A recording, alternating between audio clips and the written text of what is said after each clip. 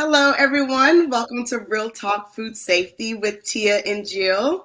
We have a great show for you all today. We have very, very special guests. Unfortunately, Jill will not be here with us today, but she is here in spirit and maybe even listening out there in the LinkedIn, YouTube world. So hello, Jill, if you are listening. But we have such a great show today. We're talking about one of our favorite topics in food safety, environmental monitoring. And we have two of the best people here with us. So before we kind of get into introductions, I do want to say hello to you all and write in the comments, where are you listening from? You know, we like to hear where you are in the world and what you're tackling. So please add that in the comments. You guys know I'm in Baltimore. And we talk a little bit about weather a little bit, Melissa and Carl here. Because there's always different things happening, right? It's kind of boring here in Baltimore. It's cloudy and overcast and nothing's really happening. Where are you two located? We're located in Southern California, so in Orange County, more specifically. Yes. Is it sunny? It's sunny today. I had to close the blinds, so it didn't, We had our 1 week of bad weather last week. And what is bad weather? I think it might have been in the 50s, a little bit of rain, a few landslides. Oh, okay, yeah. But we're good for the rest of the year now. Right, exactly. You just look out for that one bad week. That's awesome. Hi, Mike. Good to see you. Oh, you're in snowy Cleveland. It is snowing in Cleveland. Okay. Well, that's something that you probably don't see that much in Southern California. Yeah, you got to go to the mountains to see the snow here. Right. Pretty much. So are you all originally from Southern California? I grew up here. Yeah. I don't know anything else except for my travels, around the world. Right. I'm born and raised here, but I did live for quite a while in the DC area, so I know what you're going through over in Baltimore. Okay. So you lived in the area with some seasons. That's right. I enjoyed them. They're awesome. Yes, that's true. But it's also probably nice to have pretty great weather for most of the year. Yeah. We're not leaving. There you go. Well, before I have you guys introduce yourselves, I just want to say that if you are new here to Real Talk, I'm Tia and my partner is Jill. And we're a part of Catalyst. We co-founded Catalyst, which what we do is technical leadership development. We focus on leadership development from a technical standpoint. And that's important to us because when you hear leadership principles and you go through leadership workshops, a lot of it is pretty generic. And what we found is that in a technical field like food safety and quality or R&D or packaging, it's sometimes hard to relate to how do I use these principles in my role? And so the curriculums we've built are built specifically for us to take those leadership principles and really apply it in a practical way to what we have going on, whether it's firefighting, whether it's building relationships, whether it's talking with people that are in non-technical roles, or whether it's trying to support our environmental monitoring plan and really screaming at the top of our lungs like, hey, we need to do something different, right? Like, how do we influence others? How do we really build our food safety programs and ultimately our food safety culture? That's what we do at Catalyst. So if you haven't connected to us, please do. We do Real Talk every Wednesday at noon Eastern. And sometimes it's Jill and myself. Sometimes we have amazing guests like Carl and Melissa here with us. So let's just jump into it. Let's first start with who you are. Carl, I'll start with you and then we'll move to Melissa. Who you are, what does your career look like, and how did you end up with food? Well, I am a reformed attorney. My career journey to food safety was not so intentional, but very fortuitous. I had a background in compliance as a lawyer in consumer protection. So we spoke a lot of the same language that we speak in our food safety environment. And in dealing with FDAs, I just dealt with different agencies. My career then turned to operations in F&B for several small craft breweries in Southern California. So I got to enjoy the retail side of the manufacturing business. And then I had a brief stint running operations for a chemical toll blender that made sanitations and soaps for the food industry. So I had some exposure to it. And when the opportunity presented to join Melissa in eBacMap, I felt very fortunate to have fallen into a sector where the passion among all my colleagues to make the world a better place and help ensure food safety runs very high. And I really love being in this industry. I find that no matter our roles, whether manufacturers, vendors, regulators, or even competitors, I've yet to meet one person in this industry who I don't think who is not driven by that mission to help make the world a better place. Yes, yes. That's like our core, right? And food safety and regulatory, like that's our core. We always say we're not in it for the money, right? We're not in it for the money. We're not in it for the fame, because there's none of that, right?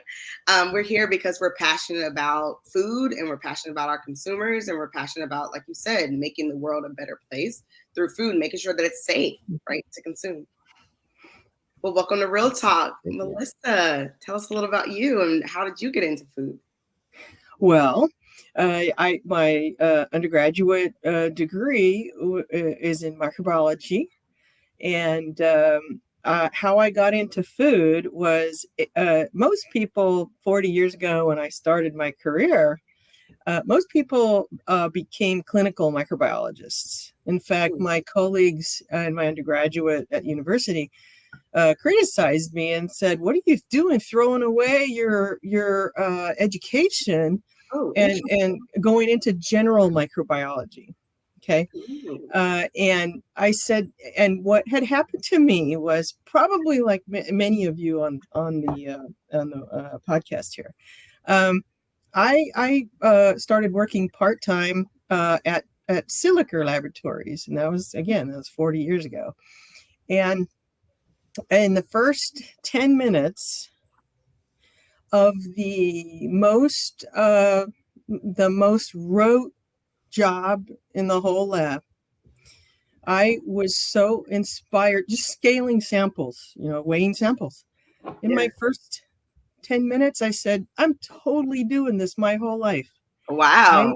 I'm going to work on food. I happened to be at the time working on cosmetics and shampoo and things like that at that very moment. But no, the food interested me, and I have, I don't know, some kind of sense of humor.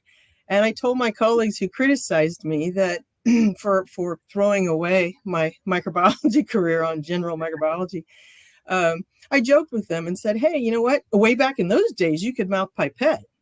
That was permissible way back when, right? Now, no, not at all.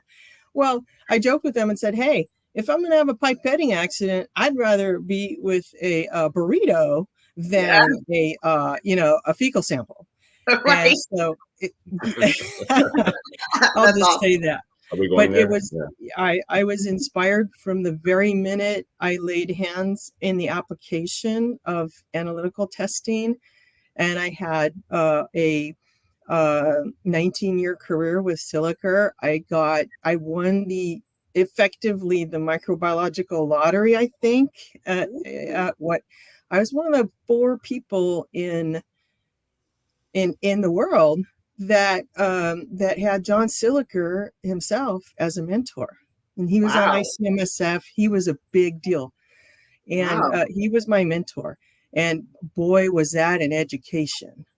And he was so passionate about everything microbiology, but one of the things in particular that he was so expert at was microbiological surveillance.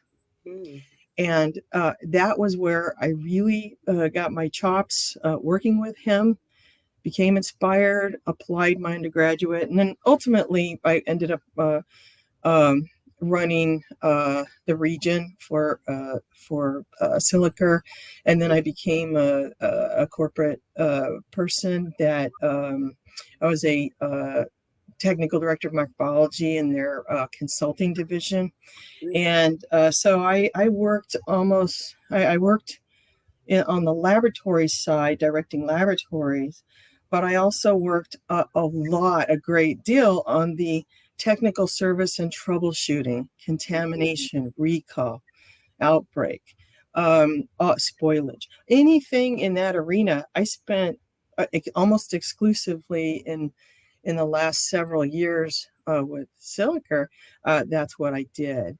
And so, and that's where, I took my passion and I directed it to people who were really suffering, meaning, okay, public health is, our first consideration. I'm sure all of us here, that's our first consideration, but what kind of stress and frustration at somebody, at a company, at a firm who works really hard and very seriously at what they do, but they were ineffective at controlling their the hygiene of the environment to prevent contamination.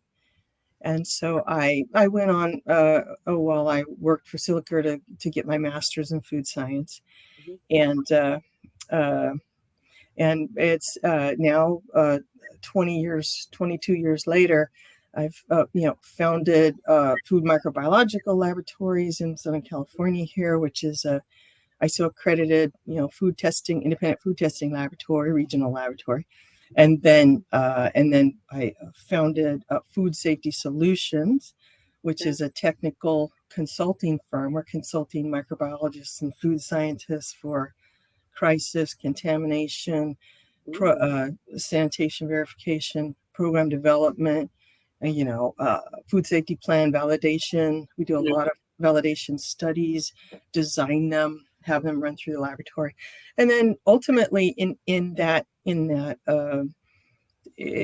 arena, in both the laboratory and the consulting arena, is where I decided to found to develop the software concept.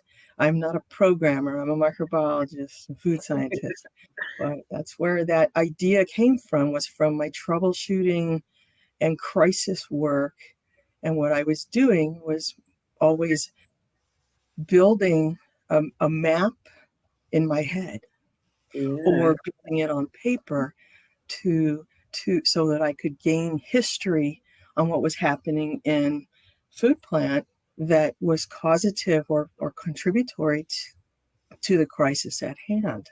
And so that's I love it that you thought in this way too, on how do I create this technology, right, to provide solutions to the food industry.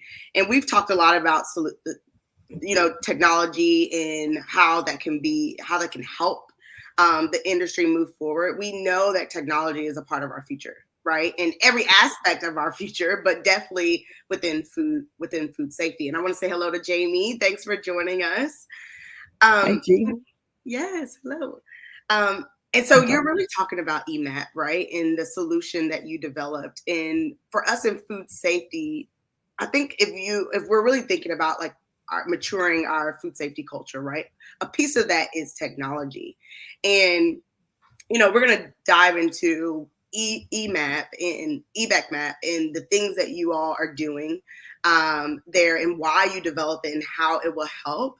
We one of the things that we think about, even from a leadership standpoint, we'll dig into this a little bit too, is that if we are bringing on software, how do we really help make sure that it's implemented properly, that we get people on board, that we're actually using the software, so I want to also dig into that a little bit, because as food safety leaders, we have to think about how to convince the organization to get technology, and then convince the organization to use the technology after they paid for it. So I definitely want to dig into that a little bit.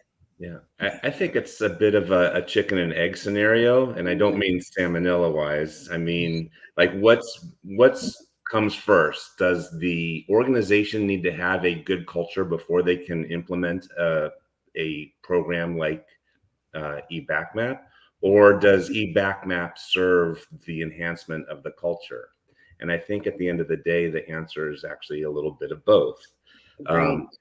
In our implementations, we've had a range of them, and some of them they go best when the entire safety team is on board. So where there's already a history of food, where there's an awareness and a focus on food safety, things go better. More people are involved. It's better for training. It's better for continuity. It's better for communication. Implementations can be more challenging when there's an organization that assigns and puts the burden of the entire implementation, maintenance, uploading of results, reporting on one or two people. Yeah. Those people leave, there's no continuity of knowledge. The organization has to restart its use of and implementation of the software, and it doesn't work as well. But yet the software itself can also enhance food safety culture, because what it does is it's bringing an entire organization onto a single platform. It's minimizing communication issues. The teams are working with the same data. There's no version control issues as to who has the latest copy of Excel and on which server is it currently located. There's transparency and audit trails and automation, so that information becomes part of people's daily workflow rather than something that they have to go find. Right. Yeah. Well, I was going to say that I like what you brought up in the sense of, like, do you get technology early on, or do you bring it on later once you feel like you have a somewhat mature culture, or you feel like you're making progress in your culture? And I agree with you. Technology helps with both. I think one of the things that organizations don't think about, or groups don't think about, is what is your strategy? Like, what are you going to use this technology to do? Or do you have some of the issues exactly what you're talking about around transparency and dot control? And, I want to get into, as well as eBacMap, because like what you all do is you provide a way for people to communicate results and be super clear on exactly where you had the positive, exactly where you might have the contamination and where you need to clean. And, technology can help with that communication. So that's a really good point. Yeah. You deal with teams that might not be able to communicate because of real impediments, not just mindset impediments, but maybe they are in different locations, or maybe they are working different shifts, or maybe they are speaking different languages, and being able to bring the results into an illustrated or into an image allows people to see exactly, where concerned areas are, where positive occurrences are happening, with really specific pictures and detail. Yes, absolutely. Because I've been there where I've managed a sanitation team, and they're coming in on, second or third shift, and they need to clean an area.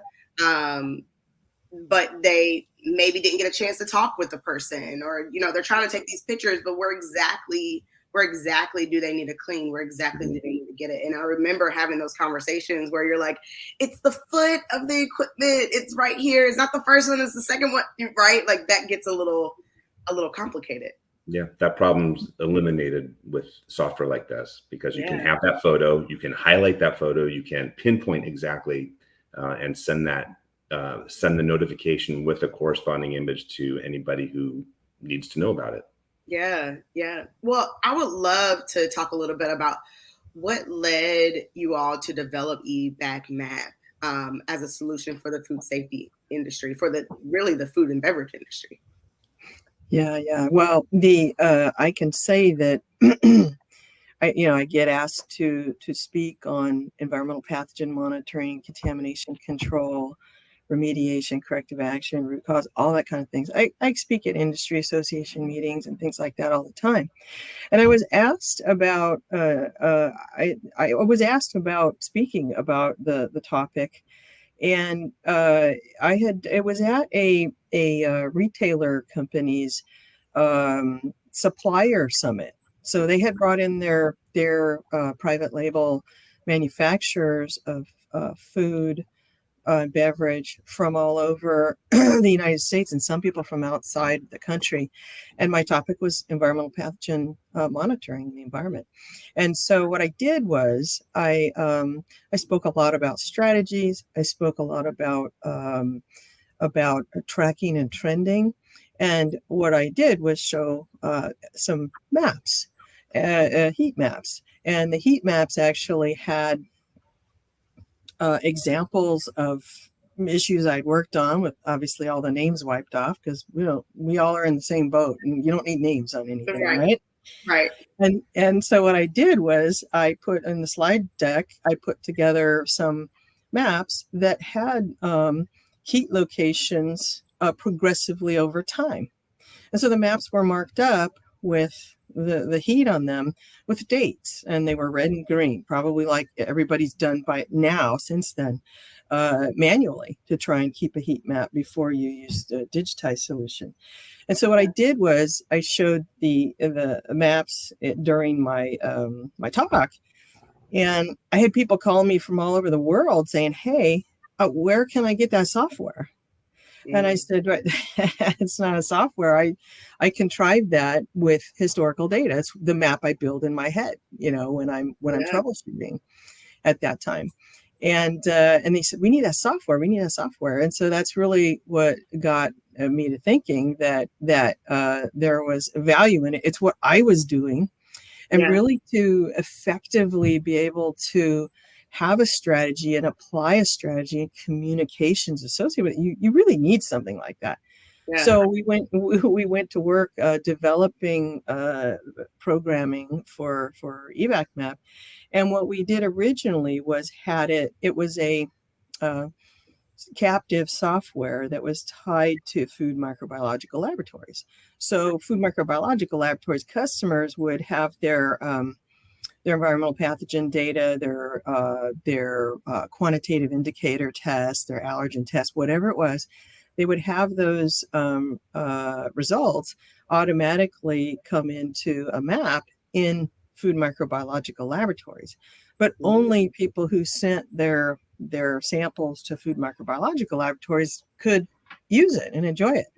And and at some point we realized that, people in companies that are in France or Eastern Canada or whatever, they're probably not going to send us their environmental pathogen monitoring samples. Right. And so a captive tool like that is no good. It's also limited because if the inputs are limited to one laboratory source, then that can be a problem, right? Because firms often, as they have data coming in from multiple sources, right? They have the in-house QC testing, where they might be doing allergen testing on allergen changeovers. They might be doing ATP testing on pre-ops or whatever changeovers. They might be doing in-house quantitative indicators, EB, APC, whatever it might be.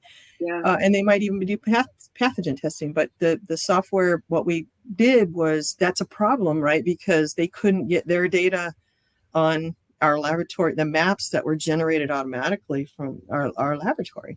So what we did then was endeavor to take the software, migrate it to a software as a service that was web-based, which is what it is now. And so that anybody around the world could use it, subscribe, use it, and map and track and trend and troubleshoot and control. Nice. And so that's really how the migration of things happened. That's how the evolution happened.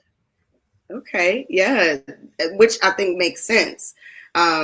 People are asking you for this, right? And you really trying to figure out what's the solution that you can give people, not just the people that's asking, but also globally. I love it that it's something that anyone can now use. I'm kind of curious too, in the audience, have you used technology when it comes to environmental monitoring? It is something like what Melissa's talking about. How can that help improve your food safety culture? So we'd love to hear from you on that. So Melissa and Carl, you talked a lot about the software. We would love to see it if you want to share it. Oh yeah, I can show it to you here. We've got a live view of it. I can pull up. Let me present here.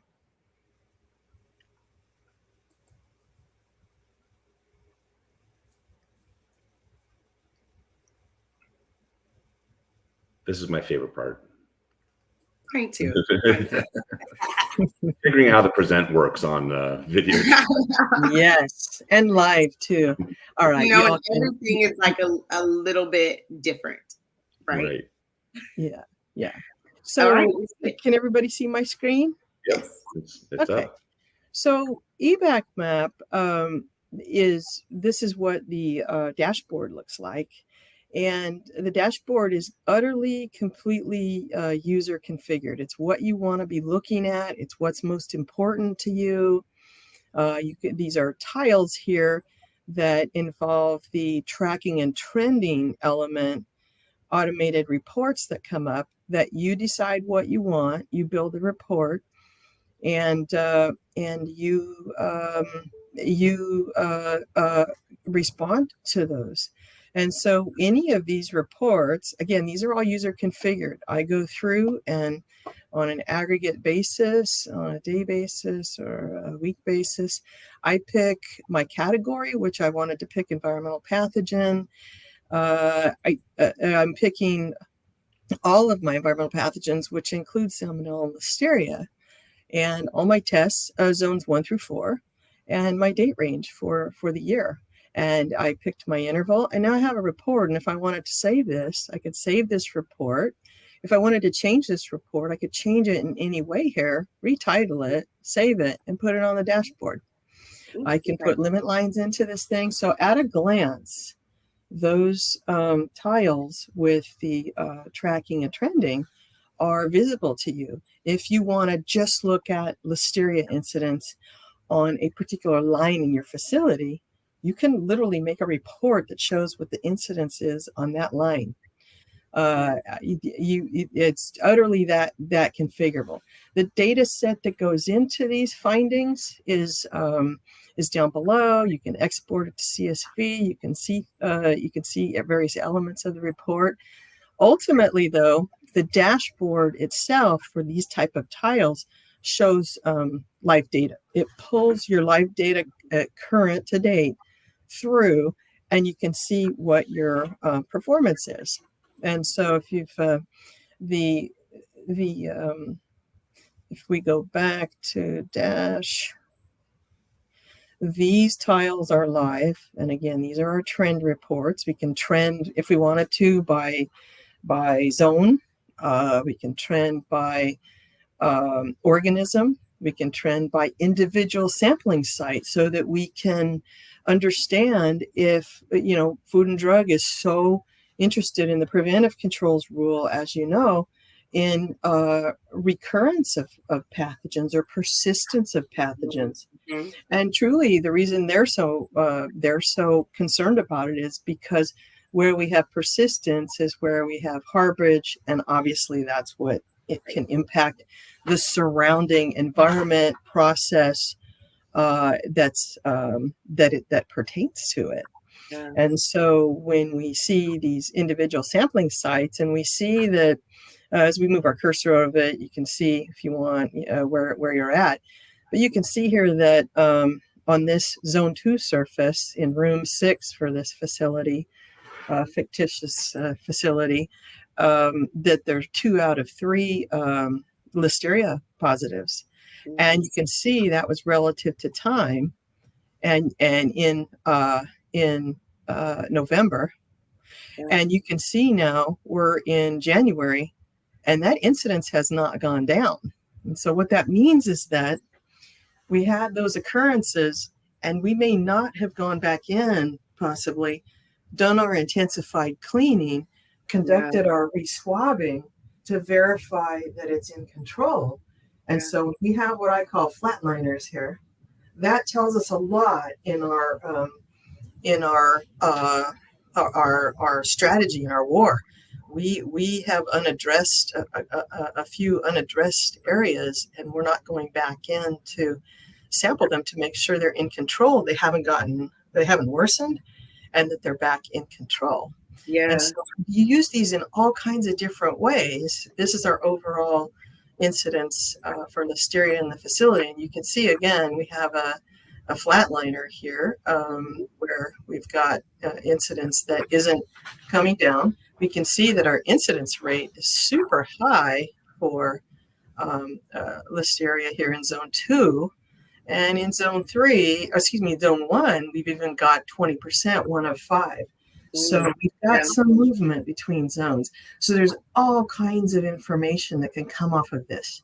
These trend lines here are what our user set. The user defines what notifications you want, and that are and these are all automated to whomever is supposed to get them. But a really good team with their seek and destroy culture, who is looking at not only individual nonconformances, but who's looking at trends and reacting to trends when they're above our limits. That's the powerful team. That's the team who's going to win. I believe that's a culture of food safety, and it's a culture of winning. I'm curious on just looking at trends, and I'm sure people that's listening, they do some trending or they want to do some trending in their facility. How can a food safety leader use trends like this to help move their food safety culture forward? Well, I think that the one of the best ways is to obviously communicate where we're at in our progressive performance on trends, and understand where we need to put resources here. If I want to see where this occurrence was, and I'm the team leader, and I'm trying to foster my culture of seek and destroy and success, what I see here is that I've had Listeria genus at this particular site, and my incidence is 3 of 7, so 42%. It's huge. We know Food and Drug has not obviously set performance standards for incidents in the environment in zones 2 through 4. Zone 1 obviously is zero tolerance, right? Implied. But they haven't set these criteria. And so when they come in and look at our environmental pathogen data, and they're trying to assess whether we have control of environmental pathogens in our environment, they could look at this and say, wow, you brought it back down. On this day, you brought it back down. Your actual rate of occurrence did progressively decline. But this trend line, these limits are where the notifications for trends are set. And so where Food and Drug seems to be accepting incidents as evidence of control based on our work in industry with clients who are defending themselves as to adequacy of their control, the agency seems to be accepting incidence levels of under 5% for Listeria, provided we don't have some kind of issue in zone 1. Right. And we don't see zone 2 out of control, right? The proximity to the food contact surface, food or food contact surface, right? So they seem to be accepting that. And so for us, for a really powerful team with a culture of control, effective control, teaming. So all of my team sees this, and they all, when it was up here, they all see this, and we work with them. We work together across functions that are the response teams in facilities, so that we can all bring in input. And that culture of collaboration, when you're centering it on a visual tool, is so much greater, right? But this isn't even this is, obviously a graph is an image, and our brains are said to process graphic images or visual images rather than text at a rate of about 60,000 times narrative written things. So when you compare visual, right? when you compare a visual, if you're using certificates of analysis and the sample description that's written on them, where we had a result, a finding of Listeria or Salmonella or whatever, an allergen, when that's a narrative sample description, the way that we human beings process that is not as fast. And those barriers that Carl was talking about, as far as background, understanding of the actual message and what the person who wrote it really meant as far as the location. Yeah. Where that location even is in the facility. Right. I'm sure you've had experience where teams are so diligent about addressing nonconformances, but they often misinterpret where they even occurred. And so they're off doing very aggressive intensified cleaning, resampling, investigation, whatever. They're not even working in the location where that original hit happened. Right. And they don't know it. And nobody knows it. And so, like I said, if it's a third shift sanitation, and that person has gotten a COA that showed a positive Listeria, for example, where they're going to go and clean, may not be the same place you think. So anyway, the idea of visual graphic, super important. This is obvious. They say a picture speaks 1,000 words. How many lines of data on a COA does a graph show? Right? Right. Yeah. I think the things that you're talking about, Melissa, there's some key things that I want to highlight that you were talking about. One is around using trends to get resources, right? Like pulling together, showing people that data, and being able to help your leadership see that, when we don't focus in this area of environmental monitoring, this is what happens to our trends. And like you're saying, showing it graphically, having this visual set, our minds respond to it differently than it just seeing numbers on paper. So being able to trend in this way is super impactful. And then you talked about like having that cross-functional team, right? Yes. And everyone being a part of it. It can't, and Carl, you brought this up even earlier. Like if having this technology or even this program is on one person, one or two people, it's not going to be as successful as making sure that you have a full cross-functional team that's helping to deliver the results we want to see, right? Mm-hmm, mm-hmm. And to further, that's a great point, Tia. So if you look at this site here, so they're all lined up as this happened to be a salmonella finding in the salmonella incidence line here. But if you could see that, we had floor drains come up in the coding room on March 3rd, and we have a serotype we're also tracking so that we have more information on it, and we can see that we've had occurrences of multiple of the same serotype. You can put in ribotypes, you can track and trend whole genome sequence, there's all kinds of stuff. But anyway, the point is there's a trend there in this case, not necessarily, there is a trend at this site, which is the floor drains in the coding room. To your point, Tia, of collaborating in cross-functional teams, I gotta say I had circumstance exactly like this many times, but one that happened pretty recently where I was in we were in a conference room. We were looking at their maps, their eBacMaps. We were looking at their trends and everything, and they have extraordinarily highly educated food safety, FSQA, very, very knowledgeable. They had excellent engineering people, maintenance people. That were highly educated and experienced.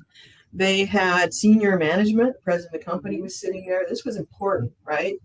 And then the sanitation manager was in the room, and the sanitation manager didn't have all the education pedigree, right?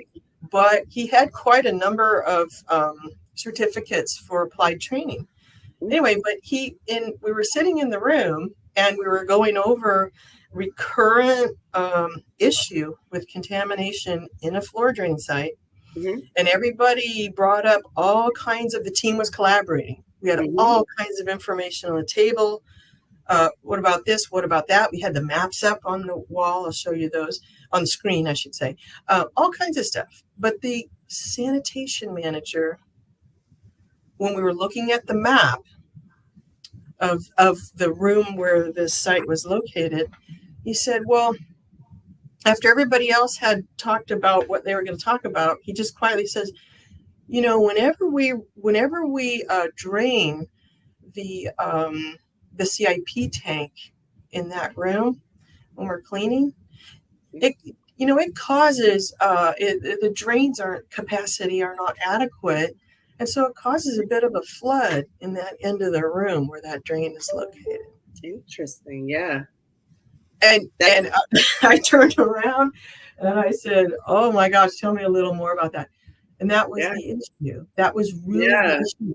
And he saw the photographs or the pictures, the maps, the eBacMaps.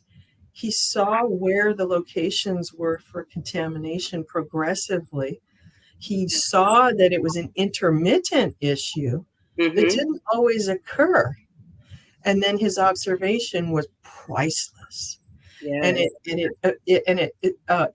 They were able to fix the issue by deciding cross-functional. Their team was so effective, and they do have a culture of true collaboration.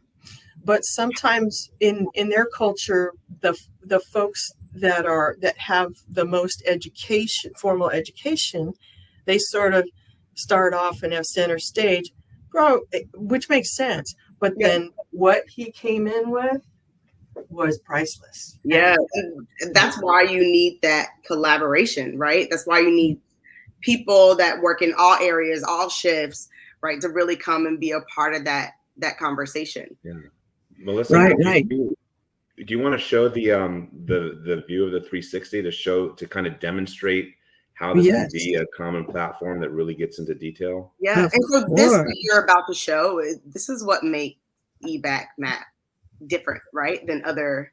Oh, this is one of the things. This is our patent pending augmented reality virtual tour. You're going to see. It's like to say, like, it's like going onto Zillow and snooping around your neighbor's house. Well, you can now navigate around your facility in an augment with seeing your results appear in an augmented reality format. You can take it from there and show around. So as we look around this room, this aqua color means that there's a composite sample of all of the trash bins in this whole room that roll in, and they've all been negative. They've all been conforming. These green mean all the results in the results history I called up for this were all conforming, and it was an individual sample site, not a composite. Okay. And then these orange reflect that that's a composite site, a fairly wide composite site where there have been nonconformances. And then if we move up here, this site that's red are not composited, but nonconformances occur there. So that's pretty laser focus right there. Right. So knowing that, if I'm the response team with my sanitors, with my maintenance, my FSQA, all that, I'm looking at this and thinking, gosh, I have tools for cleaning. They've been sampled. Their history's good within the date range I picked. The walls were good. Zone 2, the underside and frame of here was clear. So overhead contamination that was contributing to positives, nonconformances up above and on the other side of this is is it is probably not contributory to that. I can, if I'm with my food safety team, my response team, I literally, either live in person or some of them hybrid, I can literally say, hey, you know what, guys? Let's pull apart this grommet here. Let's sample inside of here because it's adjacent to where we found positives. We know that these drop downs utilities have been sampled because they're all negative on composites. Mm-hmm. And we know that this individual site has been negative. When I go up here, though, I'm up on top of the deck now, and I can see here my history of non-conforming results on zone 1. So here's my markup that says, hey, this sample is the buckets on the bucket on the matrix, the scale buckets, and that's my zone 1. I got a positive on that for Listeria. So I got to work on that. If I want to look at my over time, my Listeria hits on that site, I can graphically look at it. But ultimately, if I look here and I see my positives and I pull up my history, I then look down here and say, okay, my composites that have involved here and my composites that involve the decking around it and the adjacent decking have all been clean. Mm-hmm. I can see that there are not samples collected on some things, right? Some things don't have sampling, and I need to look at that. Yeah. But when I go back up on the deck, I'm also going to be looking at things overhead that could be contributing to that. I see no sampling of the air, the supply air itself. I see that we have composites of these drop downs down near the floor level, right? Closer to the deck and the floor. But I really don't have much up here. And so do I need to look at overheads? What do I need to do that's adjacent? And this type of a tool is the Sanitor. Everybody's on the same playing field. Everybody has ideas. Hey, we haven't taken this apart. We haven't taken these plates off around this thing. What about this drain here? Have we been sampling the drain from the deck for the runoff? All the footings. The ideas start flowing. Right. You can really see it visually. And I believe a lot of people that's listening, like they understand this, or like, man, like I need this. I need this to be able to communicate to corporate because I'm in a facility and corporate wants to see what's going on, or to my sanitation team that's on third shift, or to my operations team, right? To say like, this is the area you need to focus on cleaning, and they're responsible for it. Mm-hmm. How would a food safety person use this to communicate to people that's not close to it, or to communicate to their leaders that, hey, I might need additional resources, or we need to do things differently to help support our food safety culture? What are different ways that you've seen people use this? Well, this is a super effective way. Some people do screenshots and say, look, we've got zone 1 hits here. We haven't pulled these apart. Our team we decided we want to sample this. We want to investigationally sample here. We want to investigationally sample and pull these support grommets off.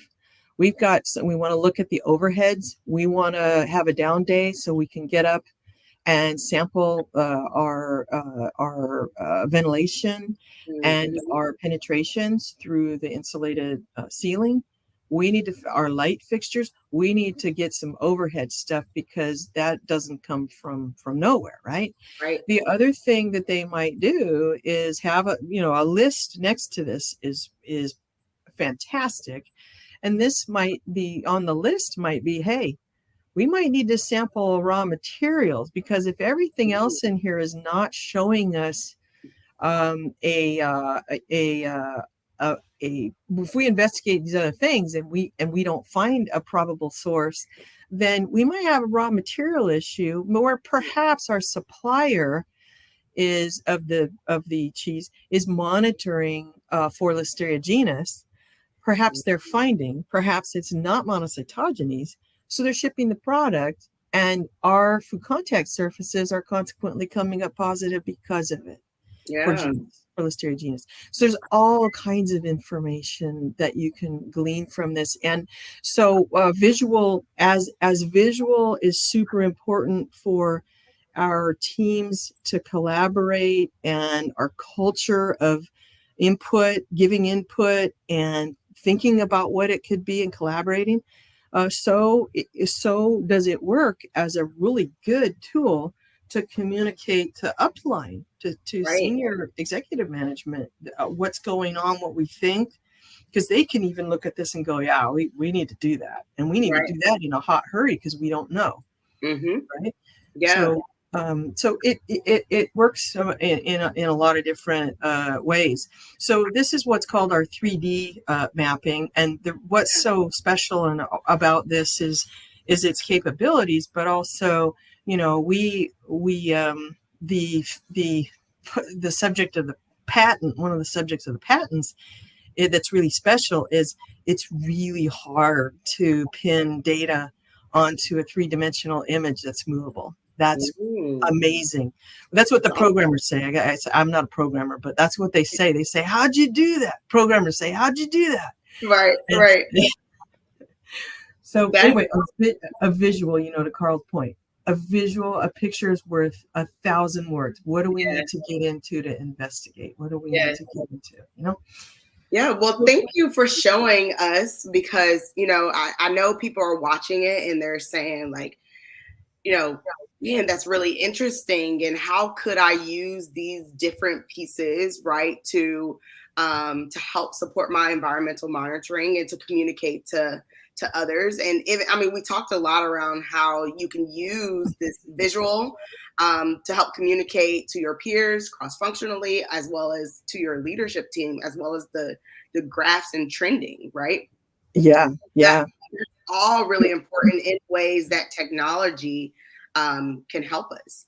I'm kind of curious, what would you all say is the biggest challenge as you look to implement technology in the food and beverage industry? What challenges are you running into? Well, what I think is one of the biggest, most formidable challenges is that a lot of times, if Food and Drug or USDA comes into your facility and they swab for pathogens and they find, and your results show very low incidence or no incidence pathogen, and they come in one day and sample an extraordinary number of samples and an extraordinary amount of square footage. They come in and do that, and they say, well, you didn't find anything. So they say to the firm, you didn't find anything. And the firm says, well, what do we do? And FDA or USDA says, you're not sampling enough. Yeah. And that's the trap, because if you sample more, you can sample more for investigation purposes, and that happens. But if we take a lot of little localized samples, we had the positive on the up above here on the deck, right, on the buckets. So if we start taking things apart here and sampling all of these surfaces inside of these control panels, inside of these utility boxes, all these, we start taking investigationals everywhere. And then we start taking them, for example, weekly, because we got to find it. Well, that's the problem with that, is it's not sustainable. Right. It's expensive, and it's almost impossible to do that many swabs on top of all the other. And so it's one of those things where their idea is you're not sampling enough. My idea is the strategy should be not numbers of samples, but representation. Is our culture are we leveraging representation as our culture? So, for example, we're not taking 16 samples just of underneath here, right, to try and find out where the contamination is, if it's anywhere. if we take an approach where we want to find out, we want to represent large areas like the underside of the deck as a composite.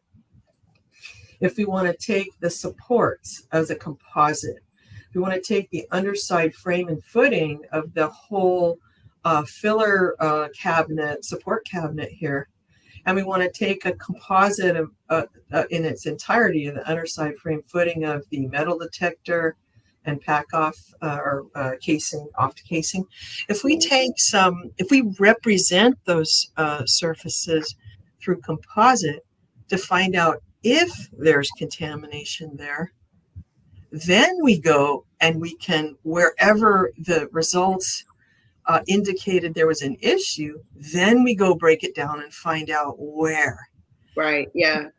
I think the biggest mistake is going in after you get a positive on, first of all, looking at swabbing and representing very small 1 square foot localized surface areas in the environment, because your chances of finding problems are very, very low unless you take extraordinary numbers of samples.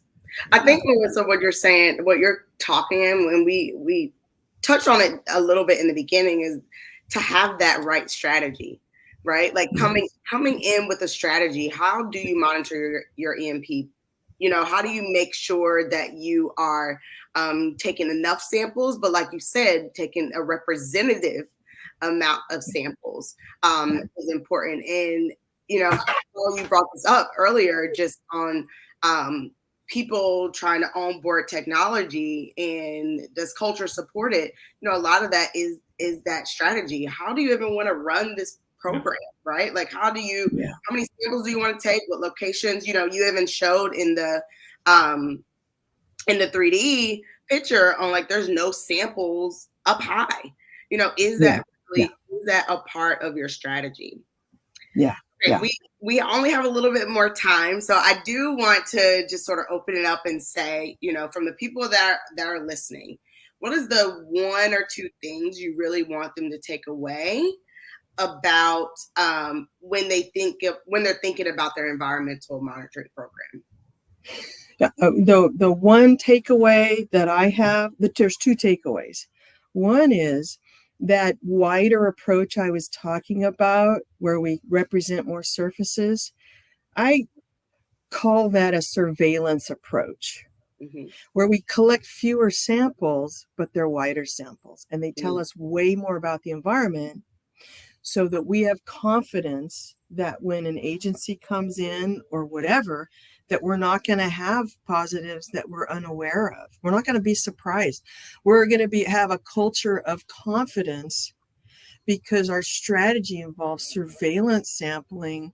And then if we find something on surveillance, then we go in and take vectors and find out where.